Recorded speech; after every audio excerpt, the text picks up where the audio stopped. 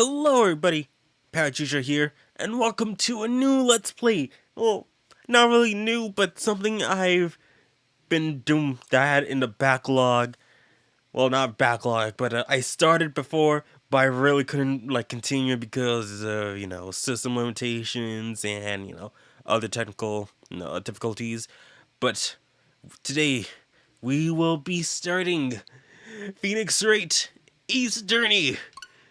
So, a couple years back, if you guys are, been part of been subscribing me for that long enough, I did try to do a Let's Play of the DS version, emulated, but, I really couldn't because of my horrible laptop, and it's always constantly, lagging and all that stuff. But hey, now, we shall be doing the Let's Play of the Switch version. Now I will still. Ooh, that is loud. That is loud. I think I'll put it down to 1. I think I'll just do single box skip.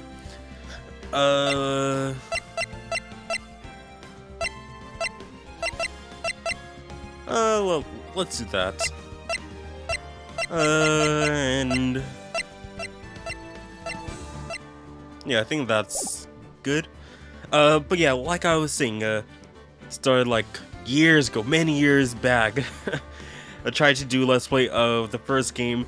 I've gotten like 2 cases in, but after that, my laptop really couldn't handle it. So, and I had to stop it. But today, we're gonna be starting fresh, start from the beginning, in a whole new HD style.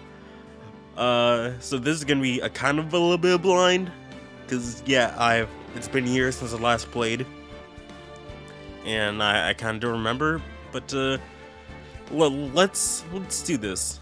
Oh, and by the way, I'm recording this on April 13th. I'm not sure when this is gonna come out because I'm recording this, ahead of time for backlog, something like that. Because the next Let's Play I'm doing after Persona 5 Strikers is near Replicant. So I'm just having this doing recording in advance, whenever there's a break in between games. So I just oh yeah, I already have it recorded, I just need to edit it and then put it out. So let's do it. So we got a Phoenix Wright Ace Attorney, Phoenix Wright Ace Attorney Justice for All, and Phoenix Wright Ace Attorney Trials and Tribulations. Of course, we're gonna start with the first one because that's where we left off, and we're starting from the beginning, like I said. So yeah, let's play. All right, episode 1, the first turnabout, and you will hear better voice acting from me compared to what I first did. Just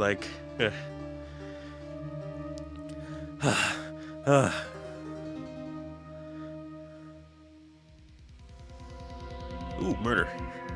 Damn it! Why me? I can't get carts. Not like this. I've gotta find someone to pin it on. Someone like him. I'll make it look like he did it.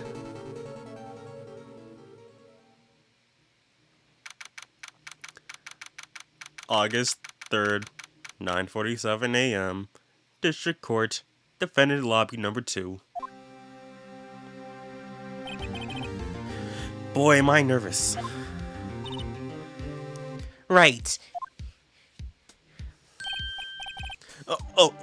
Hiya, Chief. Phew. I'm glad I made it on time. Well, I have to say, Phoenix, I'm impressed. Not everyone takes on a murder trial right off the bat like this.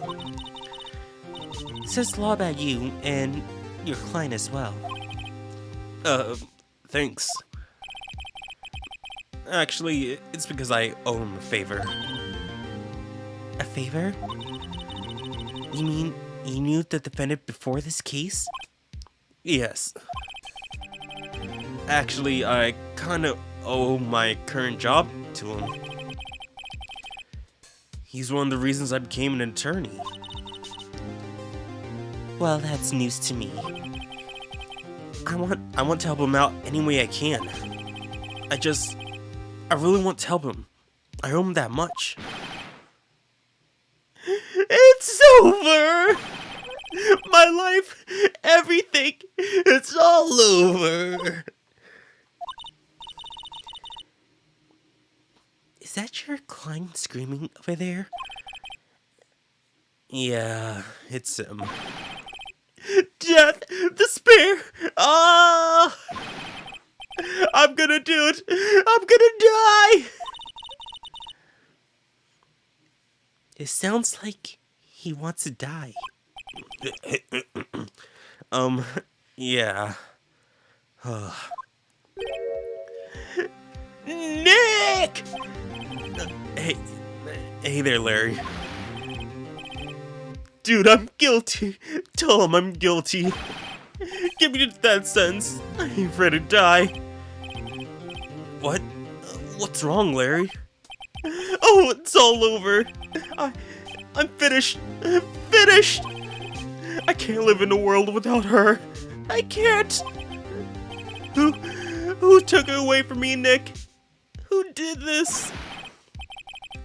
Ah, Nick, you gotta tell me. Who took my baby away? The person responsible for your girlfriend's death? The newspaper says it was you.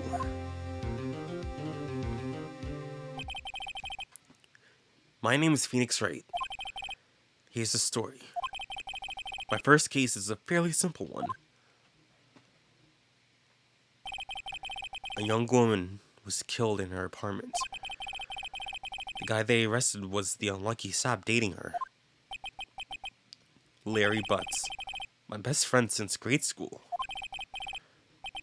Our school had a saying, when someone smells, it's usually the Butts. In the 23 years I've known him, it's usually been true. He has a knack for getting himself in trouble. One thing I can say though, it's usually not his fault. He just has terrible luck. But I know better than anyone that he's a good guy at heart. That I owe him one. Which is why I took the case, to clear his name. And that's just what I'm gonna do. August 3rd, 10 o'clock a.m. District Court, courtroom number 2.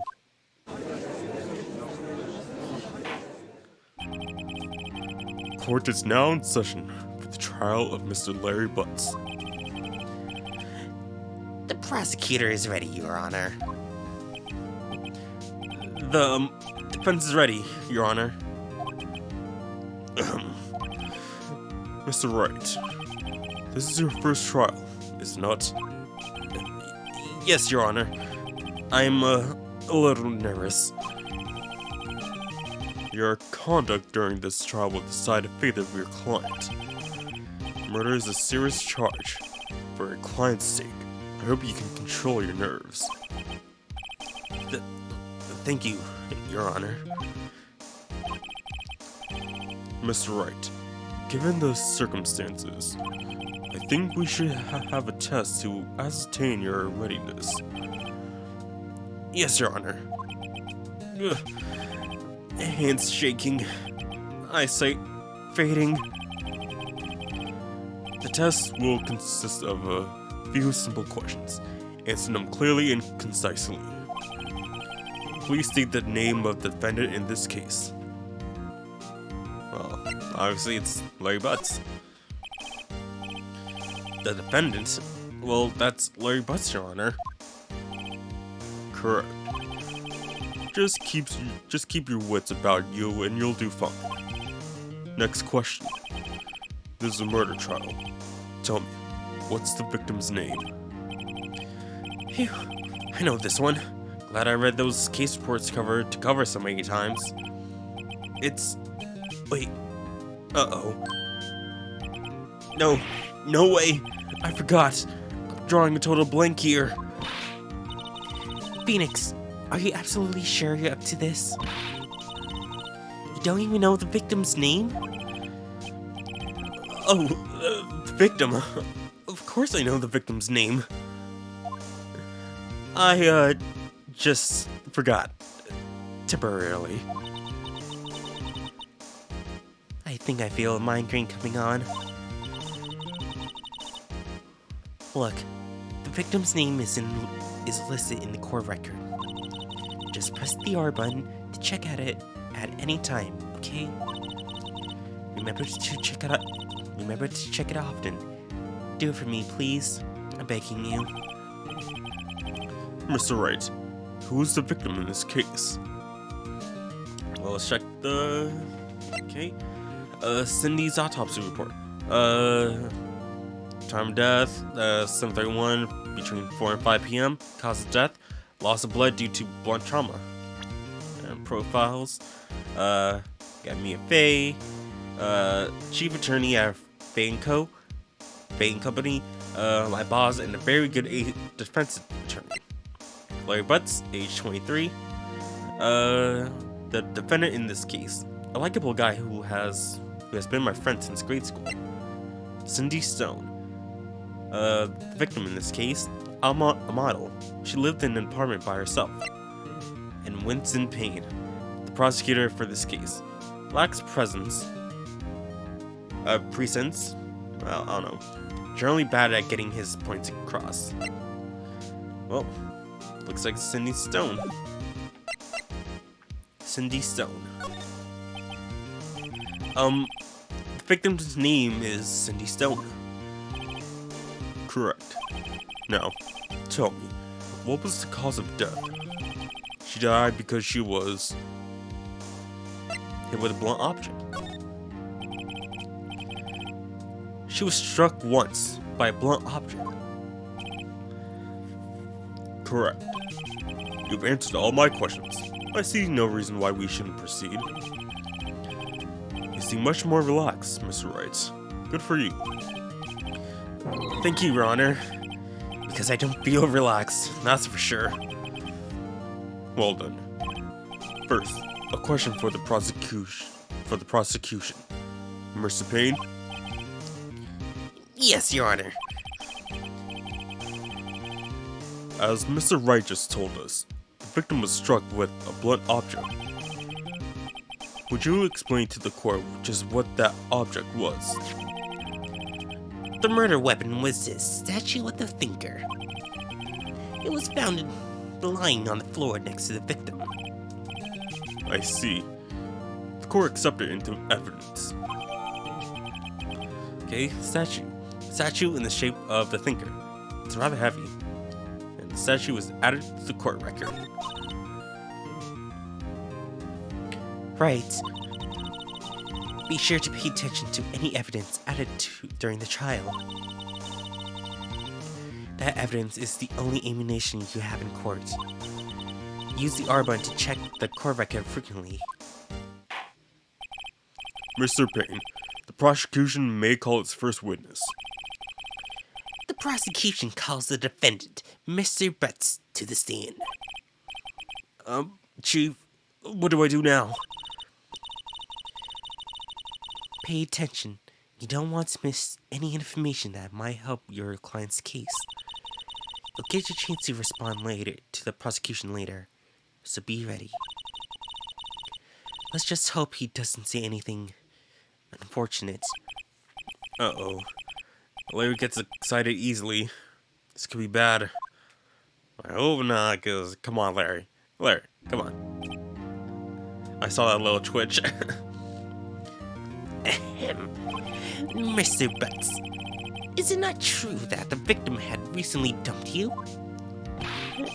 Hey, watch it, buddy! We were great together. We were the Romeo and Juliet, Cleopatra and Mark Anthony. Didn't they all die? I wasn't dumped. She just wasn't taking my phone calls. Or seeing me. Ever. What's it to you anyway? Mr. Butts, what you describe is generally what we mean by dumped. In fact, she had completely abandoned you and was seeing other men. She had just returned from overseas with one of them the day before the murder. What do you mean, one of them? Lies! All of it lies! I don't believe a word of it! Your Honor, the victim's passport. According to this, she was in Paris until the day before she died. Passport was added to the court record. The victim apparently arrived home from Paris on 7:30, the day before the murder. Indeed. She appears to have returned the day before the murder. Dude, no way! The victim was a model, but not having a large income. It appears she had several sugar daddies. Daddies? Sugar? Yes, older men who gave her money and gifts. She took their money and used it to support her lifestyle. Dude!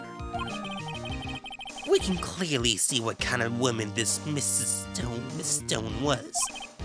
Tell me, Mr. Butts, what do you think of her now? Right. I don't think you want him to answer that question. Yeah. Larry has a way of running his mouth in all the wrong directions. Should I? I think we should stop from answering. My client had no idea the victim was seeing other men. That question is irrelevant to this case. Oof. Wins. You peen. Dude! Nick! What do you mean irrelevant? That cheating she-dog? I'm gonna die! I'm just gonna drop dead! Yeah, and when I meet her... I'm gonna get to the bottom of this. That really went on too quick. Okay, can I see... No. Dang. Can't go back to see what he said. Let's continue with the trial, shall we? I believe the accused's motive is clear to everyone. Yes, quite. Oh boy. This is so not looking good. Next question. You went to the victim's apartment on the day of the murder, did you not? Well, did you or did you not? Well, maybe I did, maybe I didn't. Uh-oh, he went. What do I do? Stop from answering. I'll send him a signal. Oh, lie like a dog. Well, you see, it's like this. I don't remember. You don't remember? Well then, we'll just have to remind you. I got a bad feeling about this. Yeah, so do I. We have a witness that can prove he did go to the victim's apartment that day. Well, that simplifies the matters. Who's your witness? The man who found the victim's body. Just before making the gruesome discovery, he saw the defendant fleeing the scene of the crime.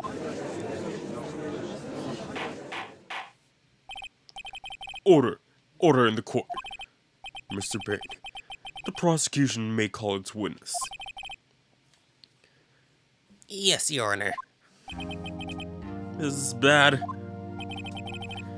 On the day of the murder, my witness was selling newspapers at the victim's building.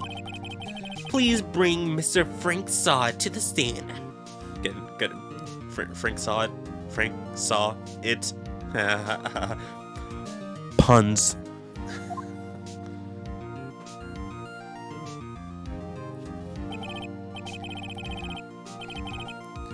Mrs. Saw, you sell newspaper subscriptions, is this correct? Oh, yes, yes. Newspapers, yes. Mr. Sod, you may proceed with your testimony. Please tell the court what you saw on the day of the murder. Witness testimony. Witness's account. I was going door to door, selling subscriptions when I saw a man fleeing an apartment. I thought he must be in a hurry because he left the door half open behind him. Thinking it's strange, I looked inside the apartment. Then I saw her lying there, a woman, not moving, dead. I quailed in fright and found myself unable to go inside. I thought to call the police immediately. However, the phone in her apartment wasn't working. I went to a nearby park, found a public phone. I remember the time exactly. It was 1:00 p.m. The man who ran was, without a doubt, the defendant sitting right over there.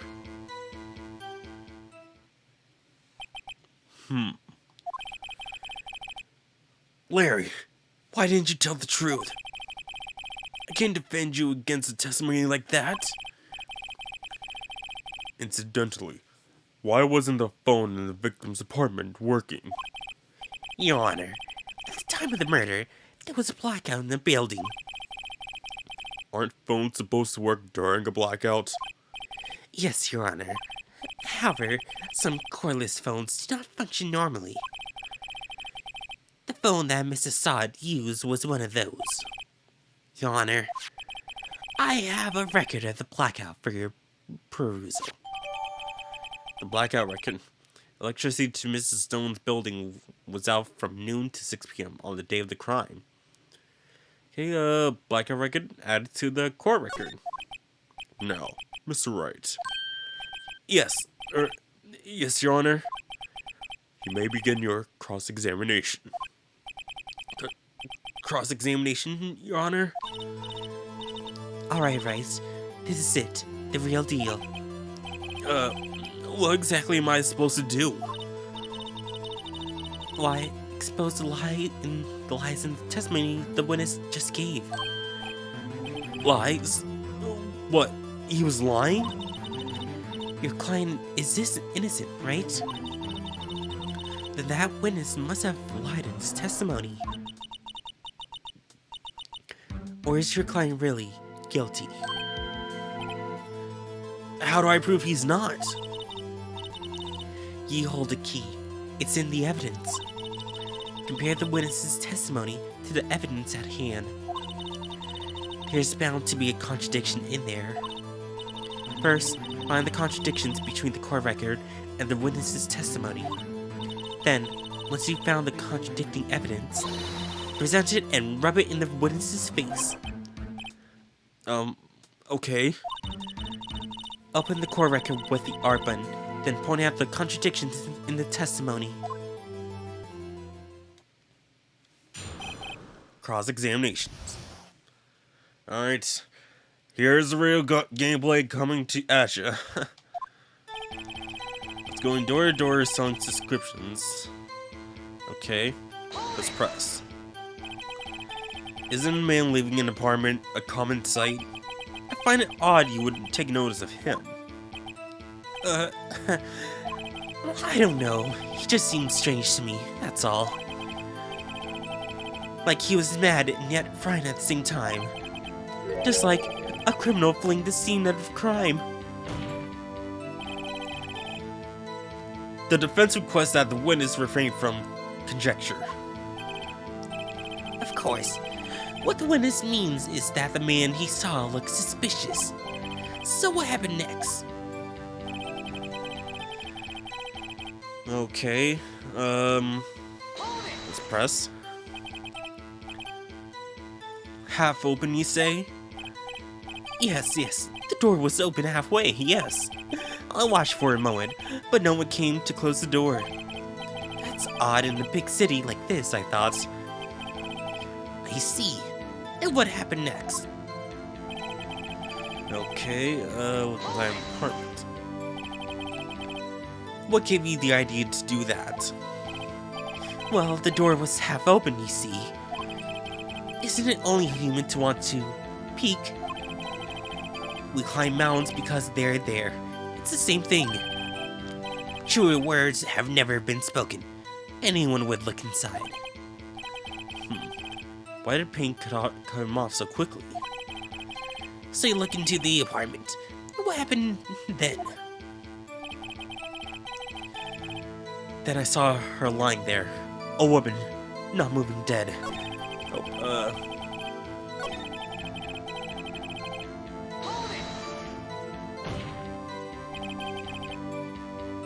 Are you sure she was dead?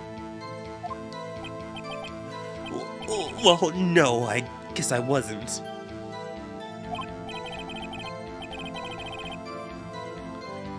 But she wasn't moving at all, and there was blood everywhere.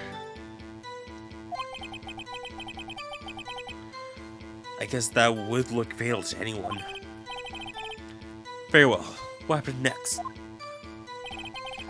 Okay, so you didn't touch anything in the apartment?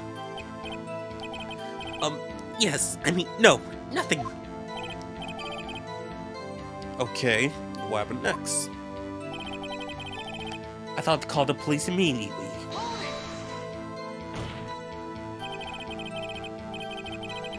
You thought to call the police? Does that mean you didn't actually call them? Please, please, listen to the rest of the testimony. You thought to call the police. What happened next? Okay, phone was working. The phone in her apartment wasn't working? Yes, I mean, no. No, it wasn't. Right? But you say you didn't go into the apartment. Or did you? Oh, that? I can explain that. There was a cordless phone on the shelf in the entranceway. I reached inside and tried to use that to call. And the phone wasn't working, correct? What happened next? Okay, Park and found public phone. Why use a public phone? Well, you see, I don't have a cell phone. Being in the middle of the afternoon, there was no answer at the nearby apartments.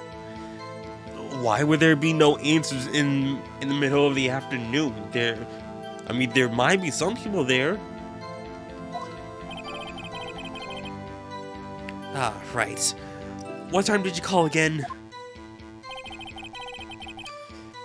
I remember the time exactly. It was 1 p.m. 1 p.m. Are you certain? Yes, absolutely. Really seems confident. 1 p.m.? Right. Doesn't that sound strange to you? Present some evidence to contradict him. Oh yeah, that definitely sounds contradicting. Anything about that?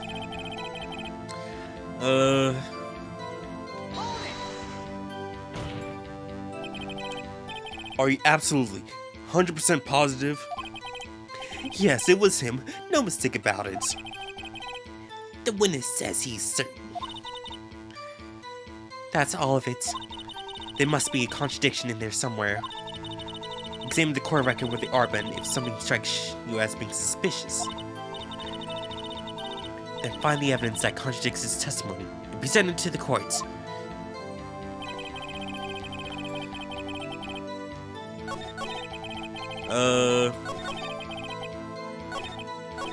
So the time. Alright. Let's present the time of death. So it was taking the death was between 4 and 5 p.m. Yeah. You found the body at 1 p.m. You're sure? Yes, it was 1 p.m. for certain. Frankly, I find that hard to believe. Your statement directly contradicts the autopsy report. The autopsy notes the time of death at sometime after 4 p.m. There was no body to find at 1 p.m. How do you explain this 3-hour gap?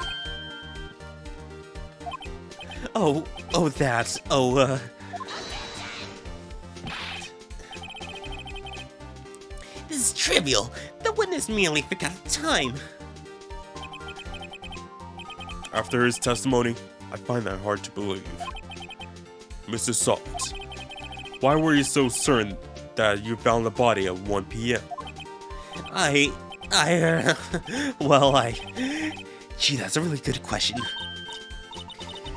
Great job, Wright. Way to put him on the spot. That's all you have to do. Point out the contradictions. Lies always beget more lies. See through one, and their whole story falls apart. Wait, I remember now. Would you care to give your testimony again?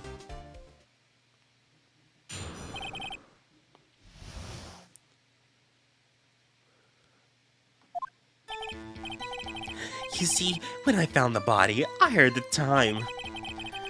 There was a voice saying the time. It was probably coming from the television. Oh, but it was 3 hours off, wasn't it? I guess the victim must have been watching a video of a tape program. That's why I thought it was 1 o'clock p.m. Terribly sorry about the misunderstanding. Yeah, I fully doubt that. I see. You heard a voice saying the time on a tape program. Mr. Wright, you may cross-examine the witness. Right. You know what to do. I got this one. The time of discovery. Alright. From what? You said you heard, but not saw? Yes, heard. All I saw was the body lying there. I didn't think to look at anything else. Least of all my watch. Isn't that a little strange? So you're saying you heard something, but if you were so shocked by the body, you wouldn't hear anything at all. The witness did say he actually heard the time. It's ludicrous to suggest he wouldn't hear anything. I will have to agree with the prosecution. Witness, continue your testimony. Okay. Are you sure it was the television and not a radio? Well, no, I guess it might have been a radio. Incidentally, there was no radio on the premises. There was only one large television. Right. I can't put my finger on it, but something about this seems fishy. Something about hearing the television. The witness has testified he heard the time. Oh yeah, because wasn't there supposed to be a power out during that time? So how could you hear the television? How do you explain the gap? Well, witness, can you explain this?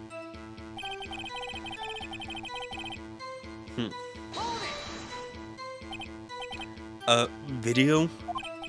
Yes, that would explain the time was wrong. True. Right. I think the problem lies someplace else. We agreed that you heard the time at the scene.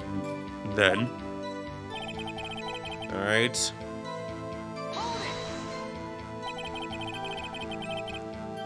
Are you sure the voice you heard said it was 1 p.m.? Yes, I can practically hear it now. It was quite clear.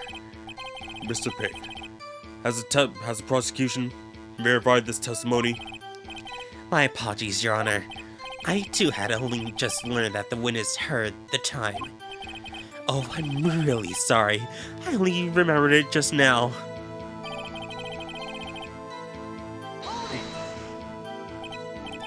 Well, you just watch it.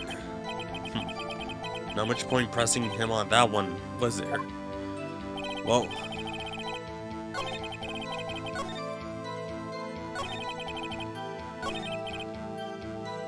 Okay, how about we present the blackout record? Hold it right there! The prosecution has said there was a blackout at the time of the discovery. And this record proves it. You couldn't have heard a television or a video. The defense has a point. Do you have an explanation for this, Mrs. Salt? No, I find it quite puzzling myself. Quite. Wait, I remember now. Mrs. Salt, the court would prefer to hear an accurate testimony from the very beginning. These constant corrections are harming your credibility. That, and you seem rather distraught. My apologies, Your Honor.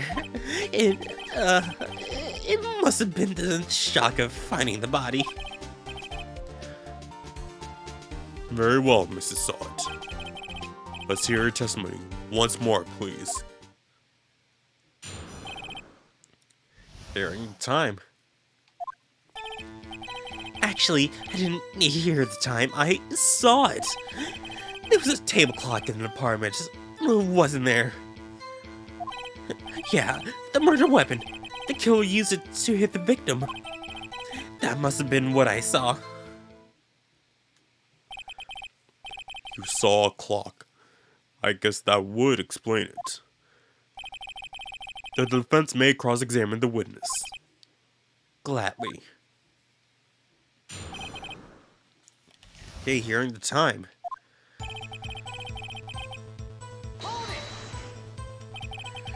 That strikes me as very suspicious. A very suspicious mistake. Yes, I can see how you'd be a little doubtful. I'm really sorry. I only just remember that table clock. A table clock?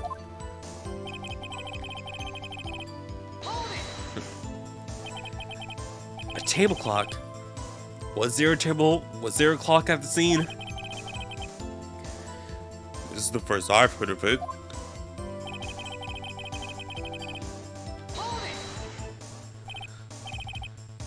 The murder weapon? Yes, the table clock that was used as a weapon. That's why I just said, did you doze off in the middle of my testimony or something? Something's fishy here.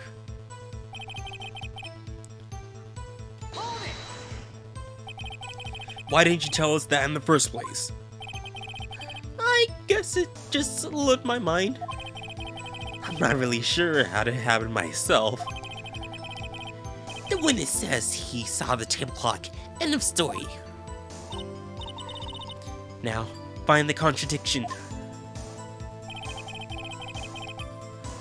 Alright, let's just see here.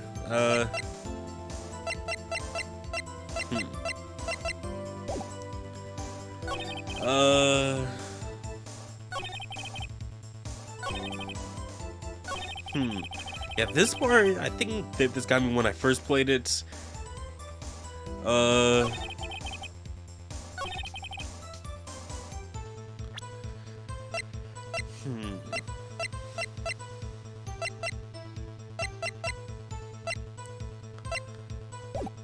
Well,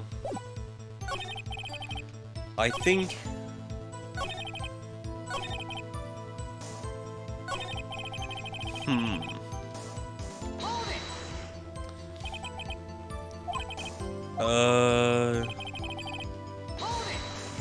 Just ring over this.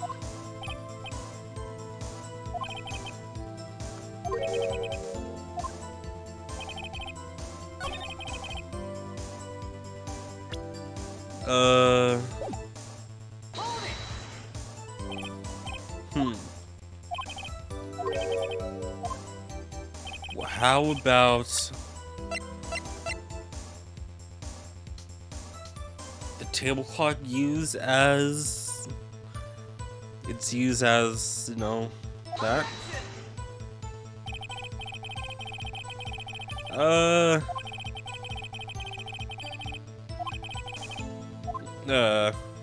I don't know. Dang it.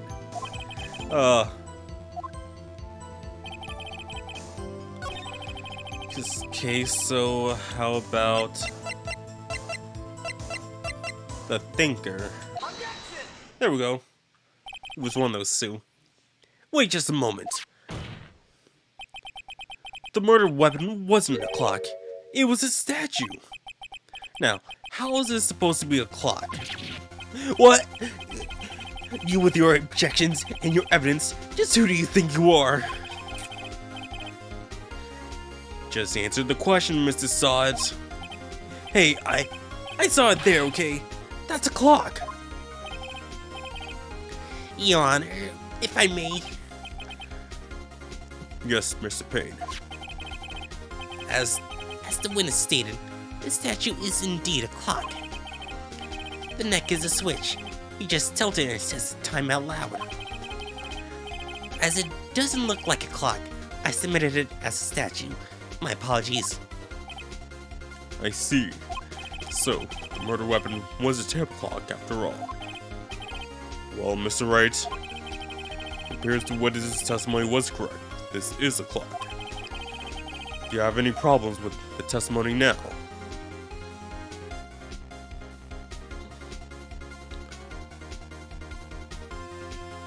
Yes. How? He had to twist the neck, right?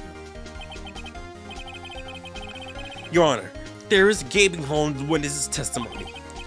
The only way he could have known the weapon was a clock is to hold it by his hand. And yet the witness testified that he never entered the apartment. Clearly a contradiction. Indeed. The witness knew it was a clock because he went to the apartment. You're lying. You weren't inside the apartment on the day of the murder. Oh yeah, prove it. Prove I went in there. I'll do better than that. I can prove you were the one who killed her. You struck her with the clock and the shock of the blow triggered the clock's voice. That was the sound you heard.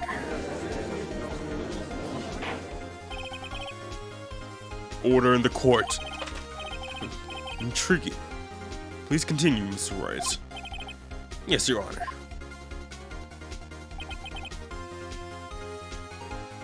Mr. Sods, the sound must have left you quite an impression on you. Understandable, since the murder weapon just spoke as you hit the victim. That voice was burned into your mind. That's why you were so certain about the time. What's the meaning of this? This is all baseless conjecture.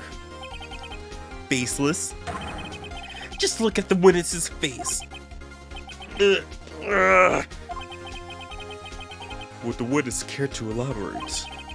Did you strike the victim with the clock? That day, I never. Look, the clock, I hear it. No,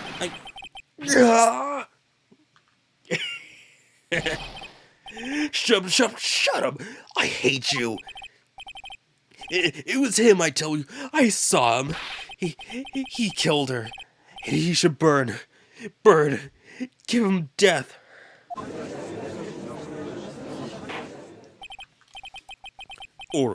Order in the court, I say. Your Honor, a moment, please. There isn't a shred of evidence supporting the defense's claims. Mr. Wright. Your Honor, claim the sound the witness heard came from the clock. Do you have any evidence The whole case is riding on this. Better think it carefully. Your Honor, the sound Mrs. Saw had heard was definitely this clock. A fact which is clear is if you simply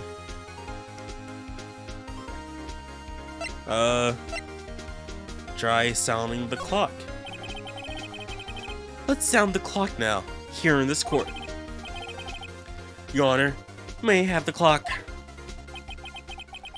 I ask the court to listen very carefully. I think it's 8:25. That certainly is a strange way to announce the time. Well, he is the thinker after all. So we heard the clock.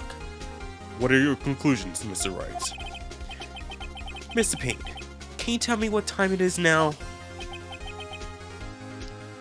It's 11:25. As you can see, this clock is exactly 3 hours slow. Precisely the discrepancy between what Mrs. Saw had heard and the actual time of death. So, Mrs. Sod, try to talk your way out of this one.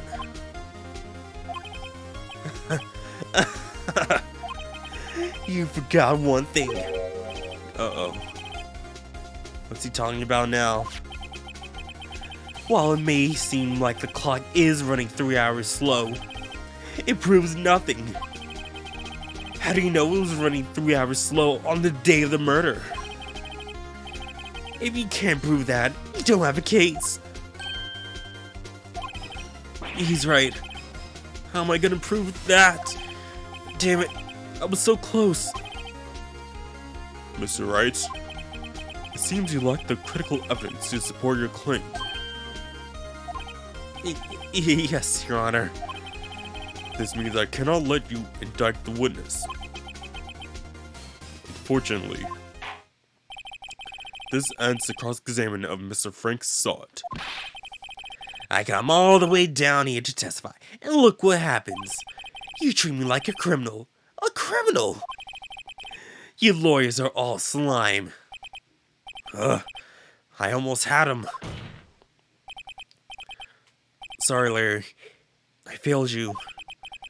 There's nothing I can do about it now.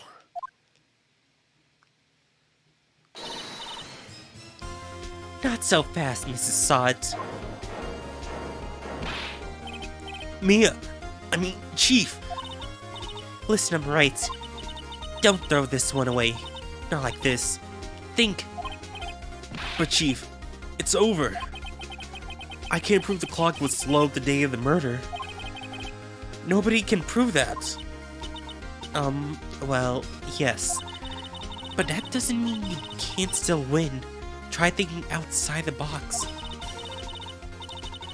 Don't waste time doubting the facts. Assume the clock was 3 hours slow and think it through. Ask yourself, why was the clock 3 hours slow? Figure out the reason and you'll have your proof. Right? Can you think of a reason why the clock would be slow 3 hours? Actually, yes. Wait. Maybe I can prove it. He must have evidence somewhere that can prove it, right? Find it and let them have it. Well, Mr. Wright, you say the clock was already running slow on the day of the murder. We found evidence to support this claim. Of course. Here's a piece of evidence in the court record that can prove my claim beyond a doubt. Tough words. Let's see you pull this one off. Let's see this evidence that proves why the clock was running slow. Obviously, the only one that we haven't used yet. The passport. The victim has just returned home from abroad the day before the murder. As we all know, the time difference between here and Paris is 9 hours. When it's 4 p.m. here, it's 1 o'clock a.m. the next day there. The clock wasn't 3 hours slow, it was 9 hours fast. The victim hadn't reset her clock since returning home. That's why the time here you heard when you struck her dead in the apartment was wrong. Proof enough for you, Mrs. Sod? Or should I say, Mr. Did It? Ugh. Oh, nope, nope.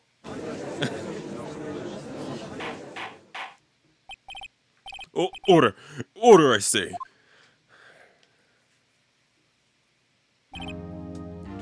Well, this case has certainly turned out differently than we all expected. Mr. Payne, you witness? He was arrested and has been taken away, Your Honor. Very well. Mr. Wright? Yes, Your Honor? I have to say, I'm impressed. I don't think I've ever seen someone complete a defense so quickly. To find the true culprit at the same time. Thank you, Your Honor. At this point, this is only a formality, but this court finds the defendant, Mr. Larry Butts, not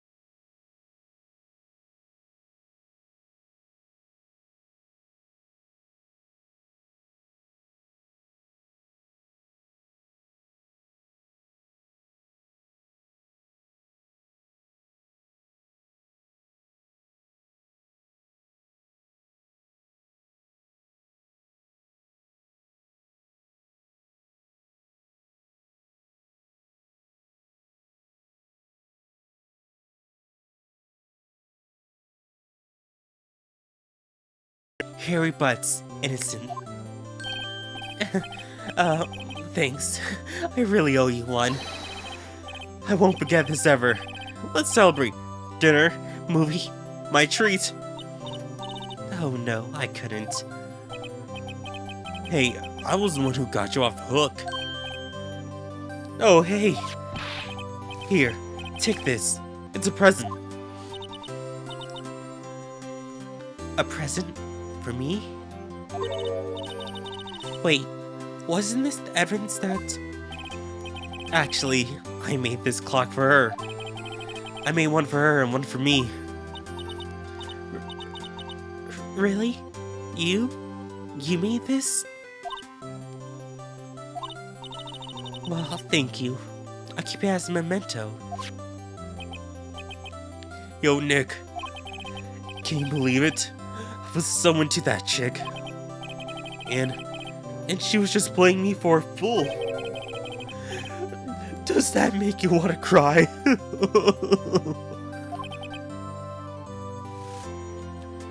Larry. Are you so sure? Excuse me? I think she thought quite a lot of you, in her own way. Nah, you don't gotta sympathize with me, okay? Oh, I'm not just sympathizing, really. Isn't that right? Don't you have something to show your friend? Something that proves how she felt about him? Huh? Oh yeah, right. What the heck is she talking about?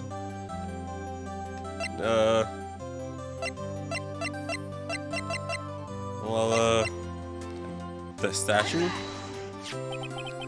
Check this out, Larry. Proof positive you weren't just some chump to her. I mean, like, she could just have it, like not thrown away yet. Something along the lines of that.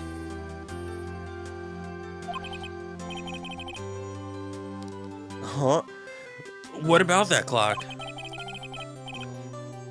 This is the clock you made for her, Larry. And she took it with her when she traveled. Whatever. She probably just needed a clock, that's all. You think so? It's a pretty heavy clock to take traveling. Well, make of it what you will. Hey, Nick. I'm glad I'd ask you to be my lawyer. Really, I am. Thanks. Oh, that made him feel a little better. Right? I hope you see the importance of evidence now. Also, hopefully you realize things change depending on how you look at them. People too. We never really know if our clients are guilty or innocent. All we can do is believe in them.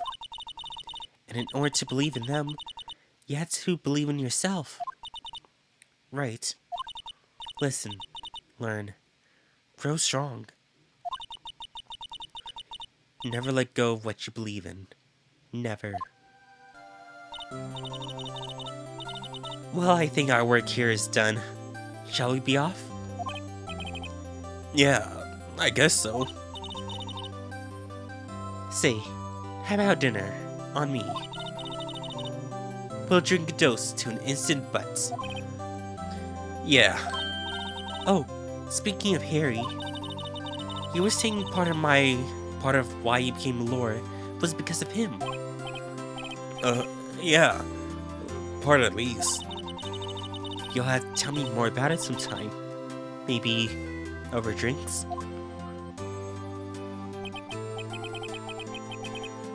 And so, my first trial came to a close. Larry slapped me on the back and said, "Gee, Nick, it's so good to have friends. But I'm pretty sure he's not going to pay us, unless you count the clock he gave Mia." I didn't know it then, but that clock was soon going to be at the center of another incident. And my promise to tell the chief about me and Larry will be one promise that I wouldn't be able to keep.